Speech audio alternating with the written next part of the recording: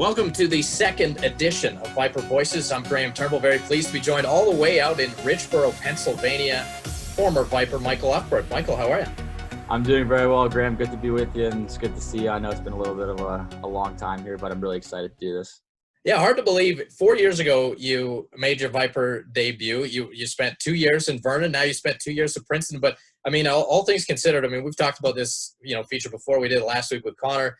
It's a strange circumstance that the world's going in. Before we sort of dive into your career, I mean, how have you been doing over the last little while? I imagine spending some time pretty close to home with your mom and dad. Yeah, I mean, obviously it's a super unique time that we're in right now. It's been a challenge, I'm sure, for a lot of people, but kind of the way I viewed things is as long as I'm staying safe and doing everything that I need to do to make sure that the people around me are safe as well, then I'm okay with it. So, I mean, we were in full swing of things when I was at school before everything kind of went down, and we were in the middle of playoffs and actually we had a great playoff series against Dartmouth. We ended up sweeping them as a huge underdog, and after a season that was quite difficult for us. And then it was also kind of academically around midterm times. There was a lot going on, to be quite honest with you. And then teams started dropping out, and it was a lot. But I think the school and the coaching staff and our support system did a good job with kind of keeping us level-headed. And as we started to figure out that the season was going to be canceled and classes were going to go online, I've been at home for about a month now, and it's been fine. I mean, I think it's been great. I get to hang out with my parents, have some good home cooked meals. Definitely miss that while I'm away at school. And honestly, for me, it hasn't been too bad. And yeah, I mean, again, excited to be here. Obviously, I'm sure, I don't know how likely it would have been that we would have had this type of interview if I was still at school. So that's another positive of the time we're in right now. Yeah, exactly. I mean, everybody seems to be pretty close to available. It's pretty easy. You send a text. Yeah, what are you doing tomorrow night? Nothing. Okay, cool. Let's do this chat. And it's really cool. I mean, I kind of want to sort of go back and start at the beginning with your story. I mean, you're from Pennsylvania, and for a lot of people out in Vernon, I mean, first of all, it's a different country. Second of all, it's in the Eastern time zone. I mean, there are lots of things that we don't necessarily know. So I Google Map just to find out where it was. And in retrospect to Pennsylvania, I mean, is it a hockey hotbed? Like playing minor hockey, were you exposed to that? Obviously, the Flyers are pretty close by, and there's some other states. But I mean, what's the young hockey community like out there in Richboro, Pennsylvania?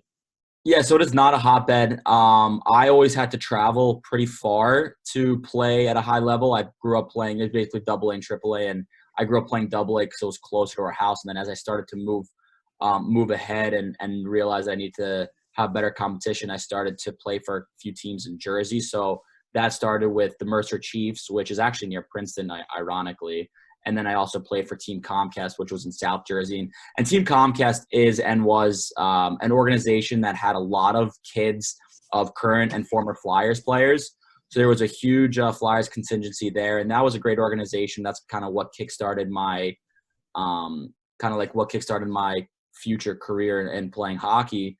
But probably my most important year was when I played for the North Jersey Avalanche for my senior year. And that was extremely difficult because I had to drive about an hour and a half there and an hour and a half back, about 3 times a week for practices. Plus, if we had 2 games over the weekend, in addition to at least one tournament in Boston or across the country throughout the year. So I missed like 35, 40 days of school. And it was worth it, though, because ultimately that is how I ended up in Vernon. Our team was very good. We made nationals, and I was uncommitted for juniors. I was uncommitted for college, but I knew I wanted to play juniors, and playing Division I college hockey at an Ivy League school was always my goal. So for our nationals, they were out in San Jose, California, and that's where I first encountered ex-head coach of the Vernon Vipers, Mark Ferner, and he actually approached my dad and just started talking to him casually. And I think we were playing in the semifinals maybe, and really making a good run for our money in the nationals. And my dad came up to me after the game, and he's like, hey, head coach from Vernon Vipers in BCHL, came up to me. He's like, really interested in you. And we knew a little bit about the league. Summer hockey is pretty prevalent because of the amount of exposure they were able to get there versus just like during the season to some of the Canadian junior programs. And as we continue to do our research and hear a lot of great things, not only about the organization, but about the coach. And I think it kind of helped us help facilitate our decision with ultimately choosing to join the Vernon Vipers. And obviously one of the best decisions I've made in my career. And it also led to my commitment to Princeton. So that's kind of a little backstory of how it's a unique backstory, but that's how I got out to Vernon and ultimately made my way to Princeton. It's crazy to think about too. I mean, in the United States, I mean, you can correct me if I'm wrong, but hockey's not one of the major sports there. It's probably football, basketball, baseball, and then the rest, all sort of joined together. I mean, how'd you get interested in hockey? What sort of drew you to, the skating portion of it? And if it's as difficult as you said to sort of play minor hockey or get your feet moving, how'd you do it? Yeah, for sure. I mean, you're right. It is probably the fourth out of the four major sports. But my dad grew up playing hockey. He played in college. He played at a club level, but he was always pretty good. I just don't know. Back then, it was really hard to get it's always been hard to get exposure from where we live, and he grew up around here. But it was 10 times harder back then. So I don't think he really had the proper exposure. But he was the one that really got me into playing hockey, and I probably started skating when I was around 4 years old. And I think the first couple, my mom had to bribe me with a few candy bars just to get me out on the ice. But after a little while, I think we all found out that it was probably going to be my passion. And I grew up playing basically all the sports you could possibly play. And I think that's a great way to look at things. You should try to be an athlete and really diversify your skills and talents. But as I grew up and as I started to realize that hockey was going to be my passion, I started to, not play baseball, not play lacrosse, and fully specialize in hockey, like right when I got into high school. But I would say my dad was, because of his history of playing hockey, and then my brother, who's older, he's 26, he grew up playing hockey. And then obviously my mom was just like always a huge fan of hockey, partly because of my dad and just in general. So I think it was honestly just a collective effort from the whole family to push me in the hockey direction. And then after playing a bunch of different sports, I just figured it out that was going to be my calling, I guess. I've had to lean on Google Maps quite a bit, not just to, just out of my own curiosity, but I mean, North Jersey is literally next to New York, isn't it? Correct. I mean, it's Correct. pretty much right there. So you're driving about an hour and a half, as you said, at least 3 times a week into New York or in that area.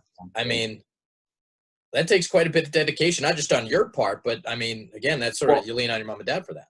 Of course. And just like the biggest thing for me growing up and like why I am where I am today is because of my parents. I mean, I wouldn't have been able to do really anything without them making the proper and necessary sacrifices, not only, traveling to Boston and all these other countries, but just, driving me to practice, even if it's locally. I mean, local, we're talking either 45 minutes to an hour and a half, just depending on which organization I was playing for. But you're right. I mean, a lot of what I've been able to do is because of the sacrifices that my parents made. And, sometimes those drives would be 2 hours. And I also had a buddy that I carpooled with, and that was big because there was no way that I would just be able to drive, because I had my license. There was no way I'd just be able to drive myself that often, especially with going to school full time. I mean, it was a grind. I mean, that year was a total grind, and but it was so worth it for me. And I kind of learned how to grind and manage my time. And I think that's why I've been able to hold it together at Princeton. But again, just kind of back to your point, like none of that would have ever happened without my parents. You'd mentioned that there weren't a whole lot of opportunities for you. I mean, you were on a very good team, but it took until the Nationals for you to really get the exposure. What's the pressure like on a guy who knows that, A, you want to end up in Division I, as you said, in an Ivy League school, and you're in a place where it's difficult to get exposure? I mean, what's the pressure like? You're doing all these hardships, all this commute to get to where you want to go, and it's still the exposure must have been difficult to get through. Yeah, and that's a great question because it was hard to get that exposure. I mean, as I started to play for AAA teams, so Comcast and North Jersey Avalanche, the only exposure we'd really be getting are at those like large showcases. So maybe there were 3 to 4 per year. So over a 6 to 8 month hockey season, you're getting 4 opportunities at showcases. And within those opportunities, I mean, you don't know if there's going to definitely be schools at those games. So you're right. I mean, it's definitely there's a lot of pressure that you put on yourself to perform well when you know that when coaches are around. And that was always probably one of the more difficult aspects of youth hockey for me, is because there was only a certain amount of time and exposure that I could get to those colleges. And that's why, I also knew that I would have more consistent exposure playing in a place like Vernon, or just playing at an elite level and juniors. So that's a great point that you make, and the pressure is a huge part of it, and performing in front of the schools when they're actually there. You mentioned that you kind of had you and your family had a little bit of knowledge about the BC League beforehand. Where does that come from? I mean, again, it's a difficult thing. Does that just come into the research that you guys did as a whole to find out how you could make the next step?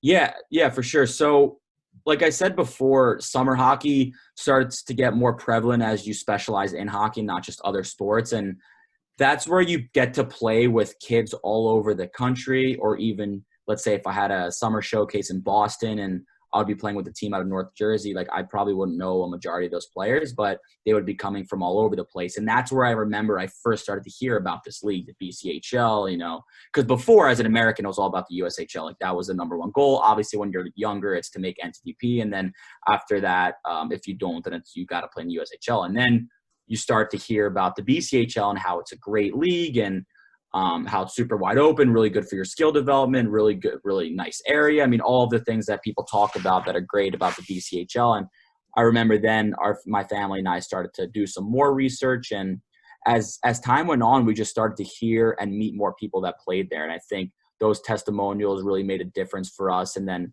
honestly, Mark Ferner, the old head coach of Vernon, was really the last selling point. I mean, he was an incredible guy. He was a great recruiter, and he was super nice and was not pushy at all. And I remember that was important because we were really trying to figure out what was best for me. And there's so many junior leagues at this point. So you do have to really sit down and make that right decision. And he really just kind of let my family be, never push, let us do our own research. And at the end of the day, like that's what helped us choose Vernon.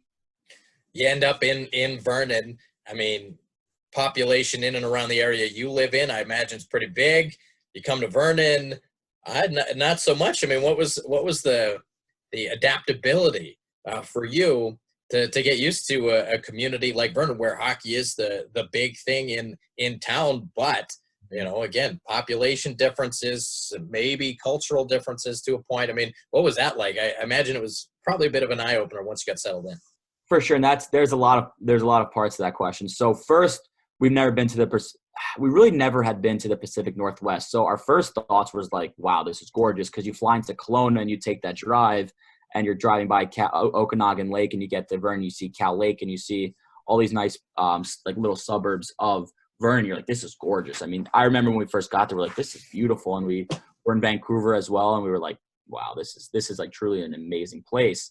So from that standpoint, aesthetically, Vernon was amazing. And then you come to the rink. The rink is gorgeous. I mean, I never really had played at an arena like that. And that was also like pretty exciting. And then you meet the coaches and take you to the locker room, and that's all amazing. And then I remember my first day, I got to meet some of the returners, like Jagger Williamson, Riley Brand. And I remember they kind of took me around, and they were so welcoming. So for me, I didn't find it too hard with regards to the team to really adapt, because everybody was so accepting of not only new players, but Americans. I mean, there'd only be me and 5 others. And I thought that would be a huge culture shock. I truly did. And it turned out to be quite the opposite, just because of, I think that part of what made the coaching staff great, and I'm sure it's the same now, is how much of an emphasis they place on culture. And that really helped me adapt to being in Vernon right away. And then I had a great billet family, Maria Murray, like that was awesome. And my roommate, Jimmy Lambert, who does at Michigan now, was also a great guy, great roommate. So I feel like I had it pretty well made for me when I first got there, and had a really, really solid support system between my billet family, the coaching staff, the players. So it wasn't, obviously you have to adapt to living with a completely new family in a new country, and that takes a little bit of time naturally, but it wasn't too big of an adjustment because of how great my surroundings were. You mentioned the team. I mean, you listed off a few of the players that were there already. I mean, that group, to go back to your first year, that was a heck of a hockey team. I mean, midway through the season, you guys get, the best goalie in the league, and Darian Henson, and Ty did a really good job leading into that. You had Jagger, Riley, Jimmy, and I'm sure I'm missing a few. Shane Kelly, Cooper Watson, Connor Klusta. I mean, that's a pretty darn good team. I mean, what were some of the things you were able to pick up? And to take that a step further, was there a moment maybe in your first couple of games where you went, oh my gosh, this league is good? Yeah, so we did have an awesome team, and we had a lot of we like some of those guys you mentioned, like solid vets, guys that have been in the league, and guys like Connor Clouston and Cooper Watson, who Cooper came from the USHL, was a 20-year-old kid, and now was a really good veteran presence. Connor Clouston was a WHL kid for a few years, and he was a great vet presence. And Riley was a great captain, and all those things combined with Darren Hansen, the best goalie in the league, coming like that, really kind of cemented our spot as one of the best teams in the league. And looking back at it, it stinks because we didn't get as far as we would have hoped, and had kind of a heartbreaker against Penn in Game 7. But we did have a really, really talented team. And I remember even in preseason, I was just like, man, this is so much faster than what I was playing in. But I don't remember if this exact moment was in preseason or not, but I remember we were playing in Salmon Arm. And honestly, it could have been just as simple as like me, I was the defenseman, just as simple as me receiving a pass behind the net, and I think somebody went to finish their hit like after I passed it, and I was just like, man, this league's like fast, like people are finishing hits, like this is definitely a huge change from youth hockey. And I think that's when I was like, wow. And it took me a little bit, it took me about a month, 2 months to really take the hesitation out of my game and just do simple things, like as a defenseman and as being a smaller guy, just like shoulder checking, for example, like going into the corner, because guys are coming, like they're not just going to let you go, like they're coming for you. And I think the first few games like really opened my eyes to the elite talent and of the league. You mentioned the way that one ended in a Game 7 loss, and I mean that year as a whole was, at least in the playoffs, was pretty special. I mean, it took Penticton 4 straight Game 7s to end up winning the league, and you guys were right there with them. An emotional Game 6 win. I remember that one pretty vividly. So it stings. At what point did you end up committing to Princeton? Was it during that first year? Was it in the off season? Because obviously Vipers got a huge benefit the year after when you were able to come back for your 20-year-old season. Yeah, so I committed actually pretty early in the first season at the Showcase. So the Showcase, I feel like historically has done a pretty good job of committing players after, and that was exactly when I committed. Princeton was at the first game. I'll never forget this whole thing, obviously, because this was my dream come true, essentially. But Princeton was my number one school, and I remember they were at the Showcase just like every other school. And I actually scored my first goal against Wenatchee. It was Nanaimo on the Friday night. And I remember I just had a good game, and talking about like pressure, and that was obviously one of the higher pressure moments of my entire career because I knew that schools were going to be watching. This was my golden opportunity to showcase my skills. And I remember them texting me right after the first game, and they said, we really like the way you adjust to the junior game, like we'll be in touch. And a few weeks later I ended up committing. So it was about a little less than halfway through the year when I received the commitment. And when they offered me the commitment, they did ask for me to take an additional gap year. So I had an idea, because I already started to fall in love with Vernon, that I would stay. But obviously, like as the year goes on, you kind of contemplate whether you're going to go play in another league or not. But I think for the most part, everything was so great in Vernon that I was pretty set on returning, and I was really excited it was going to be my first time in a while returning to the same team that I played for as the previous year.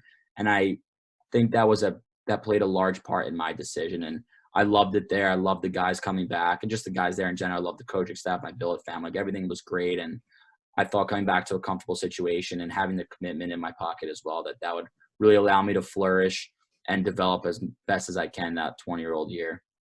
And that year was, no disrespect to the team before, but the team the year after was, if not maybe even a little bit better. You come back as a veteran. You guys have a ton of veteran talent. And I mean, from a win-loss perspective, there were a lot more wins than losses that season. I mean, you come in with the experience, you've got your commitment looked after, that this will be your last year of junior. Did it sort of take that pressure off and maybe a chance for you to enjoy it? Nico Karamanis said to me once, he's just enjoying, he had his 19-year-old year. He's just enjoying the moment because he knows it's going to be his last one, and he knows that he's going to college the year after. Did it sort of change your perspective and maybe allow you to just enjoy it and embrace it a little bit more? For sure. I think right after I committed, I could kind of relax a little bit, but not as much as you're right as coming back that second year. And I knew I was committed. I knew it'd be my last year, and I could just really enjoy everything about Vernon. And, I really developed some great relationships with the players over the 2 years, but really in that last year. And the same thing with the coaches. And I think definitely I had a huge burden lifted off my shoulders and just enjoyed the game. And it was probably one of the best seasons I've ever had personally. And to be able to do that as part of a team that was an excellent team, like you said, we really did have a good team. And again, it's looking back at the 2 years, I mean, obviously it's amazing. It definitely stings when looking at the end results. And I guess both years we ended up losing to the winner of the entire league. So I think it sucks, but I mean, I guess that's how she goes. And, that was a heartbreaker against Wenatchee that last year. But like you said, I mean, we had an amazing team and a great group of guys, and being able to be a 20-year-old player and have that veteran presence and just trying to be able to develop your leadership skills, I think was really important, like, to the player that I am today. How do those tough losses help motivate you as a player moving forward? I mean, it was a Game 7 loss in Penticton your first year, and I mean, I'll never forget the Game 5 in Vernon, tying it with .3, ending up losing in overtime, and then overtime the next night in Wenatchee. I mean, as much as it stings, how does that help you in those experiences as a player moving forward, and how did it motivate you going into your first year as a student athlete at Princeton? Yeah, I mean, you just have to channel that anger and that disappointment and frustration. I think all of that it's so, it's so palpable when you lose, especially in those situations. And it's like, you're never going to be playing with this team again. And you just have to channel and, like, remember how brutal of a feeling that is. And I think you're right. You have to be able to take that into, with you into the future. And I definitely tried to do that my freshman year, and really worked hard to be in the lineup, number one, as a freshman, number two, and being in the lineup, just like pretty much giving my all every single time. Not that I didn't before, but just knowing how crappy of a feeling it is to, go through everything with your brothers and fight every single day, and just basically putting your best foot forward, and then ultimately being frustrated and losing. Like, it's one of the worst feelings. And, most people, most hockey players, mostly anybody that's part of a team would agree with that. So I think as we go forward, and I was lucky enough this year to have a nice role with our team going into play, like just the latter part of the season going into playoffs, and basically just remembering, look, it's a terrible feeling to lose. Like, you got to really channel that. You got to give everything you got. You got to block that shot. You got to make that hit. You got to take a hit to make a play. It's just like all of those things that you have to do in order to win, because you know how terrible of a feeling it is to lose. You had a heck of a point total in your 2 years in Vernon. First year at college as a freshman, points weren't necessarily there, but I imagine it goes a lot further than that. I mean, the college game is quite different from the BC Hockey League, but also now there's the incorporation of the academics. Princeton, very much known for their academics, and they play in Division I. I mean, there was probably a lot to sort of take in. Walk us through that first year, some of the challenges that, maybe you weren't necessarily surprised for, but maybe going back to the few years before where it was a grind to go play hockey an hour and a half up the road. I mean, first year at college, I would imagine, is just as much a grind as anything. Yeah, I mean, again, besides, the driving part, it was probably the biggest grind that I've had. I mean, you come into, a top-notch academic institution, and your face is just kind of kicked into the dirt, and it's a lot, especially being out of school for 2 years, and you have to make the proper adjustments. You're doing work every single day. You're staying up late to do work. I mean, I was so used to only doing hockey for, the entire day. I was, we were at the rink from 10 to 4, and you have the entire rest of the day to yourself. So that was a massive change, and you have to adjust. I mean, you really have no choice, to be honest with you. And it's great, and it's very rewarding when you're able to do so. But so the season actually for us didn't really start till late October. The Ivy started a little later. So you actually have a chance to adjust to the schoolwork. And then after your midterms, then you start the season. And that was really big for me, just kind of getting used to the schedule and just like the rigors of being a student athlete. And I think those first 6 weeks of school, that first semester, was probably the hardest I had and will ever have. It was very challenging, and I'm sure all of my teammates will say the same thing. But then it's like you take the midterms, and then the season starts, and it's like, oh my gosh, there's so much going on, and you're a freshman and you're working. So, I mean, not that you're not working hard in other years, but you're trying to make a good first impression on the coaches, and that's hard. Like, you come in, and I came in as a 21-year-old freshman, and I thought, hey, maybe I'll be able to contribute more than someone else, but it doesn't really matter. Like, what matters is when you come in that you're showcasing your skills, and you're proving that you're better than your teammate and that you deserve to play. And it's a really hard thing to do. And it was definitely a huge challenge to me in my freshman year. But I think I used that challenge, and, I prevailed. And again, it was a challenge my second year too. In the beginning of the year, I still had to really claw my way into the lineup, and There was one game I think that kind of changed the course of the rest of the season. And since then, that was in November, I pretty much was in the lineup every game. And again, everybody goes through it. Everybody learns how to be a student athlete. Everybody learns how to be a professional in general and how to go about your business. And it's hard. College hockey is really hard, but it's really, really worth it. And it's very rewarding. One player that joined you in your second year, or the most recent year, was goaltender Aiden Porter, who was the backstop when the Vipers, finally got through that second round hurdle and onto the league final. I mean, again, there's a bit of an age gap there, but you both had the common interest, the similarity of playing in Vernon and going through a lot of hardships. I mean, were you guys able to sort of break bread over that and share some stories of your time in Vernon and sort of bond over that?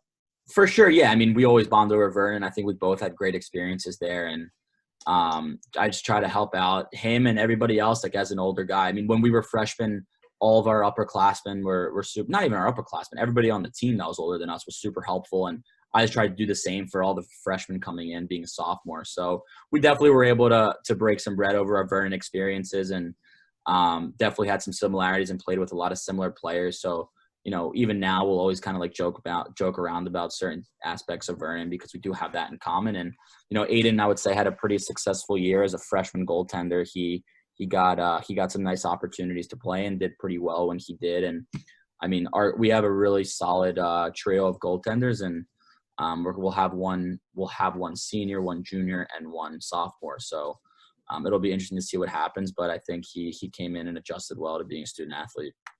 Let's talk about the support system another time. I mean, we've talked about it, at length, your years growing up and how far it was to essentially go play minor, playing in midget and whatnot, and the commutes. Now your parents have to come out and see you in Vernon, which is at least 2 flights, potentially 3 to get from Pennsylvania to the Okanagan. Now a little bit closer to home, which has to be nice, but now you're busy.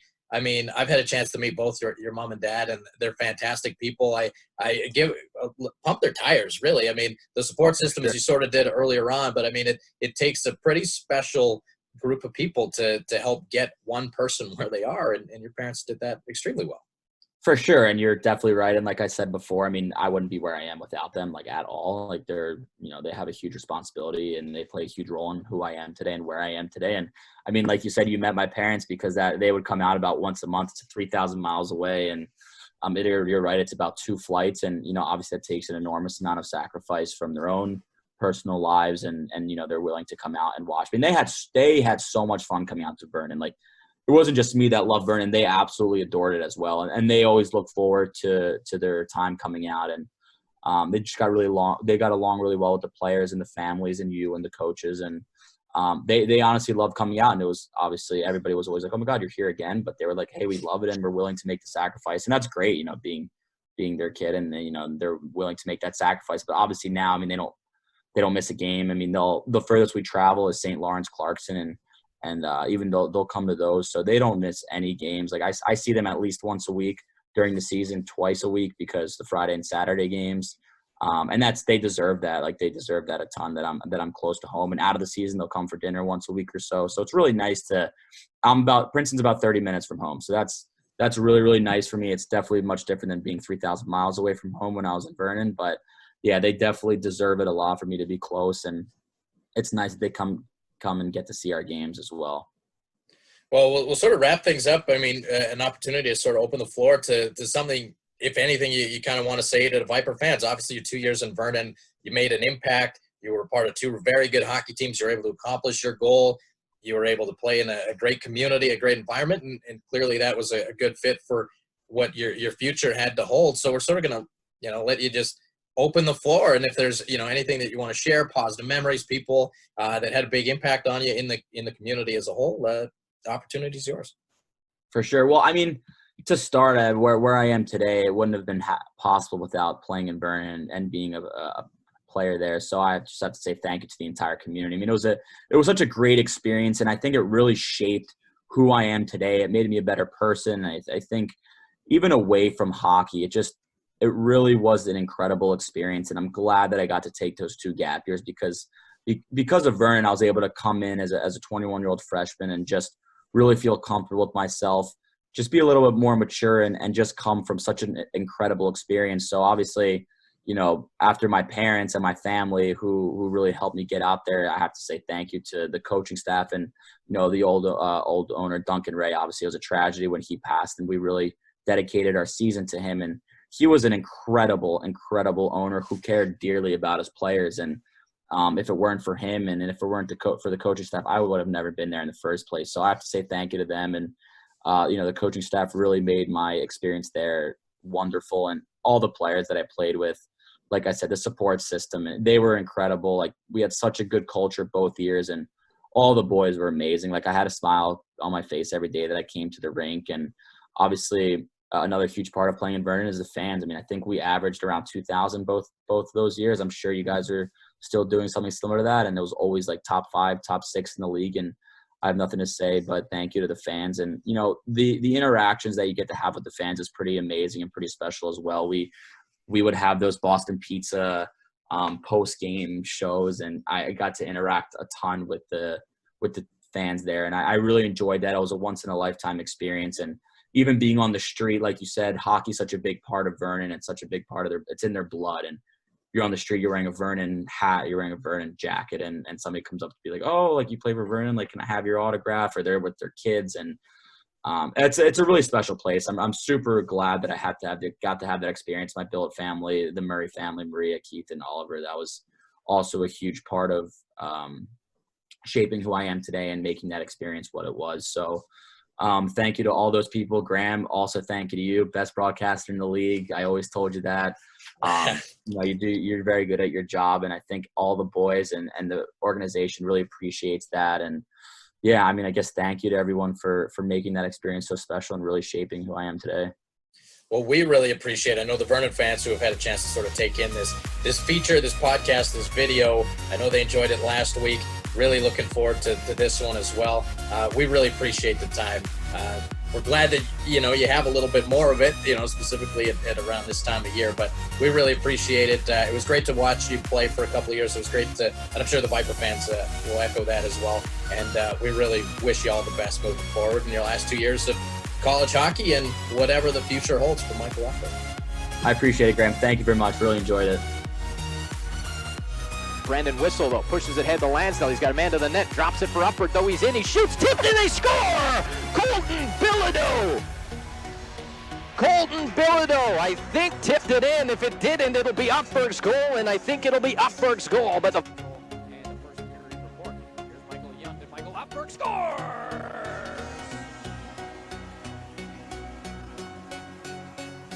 Michael Ufberg, goal at center point. He's got his first of the season. Frantic pace here. Ufberg, center point. Makes a move left side. He shoots. He scores! The crowd in front proved to be the difference as Michael Ufberg, a seeing eye wrist shot late in the period. And it's 3-0 Vipers. Leaves it down the wall for Michael Ufberg. Ufberg in tight to the backhand. He scores! What a play! From start to finish. Brett Stapley set up Michael Ufberg, who outweighted everybody.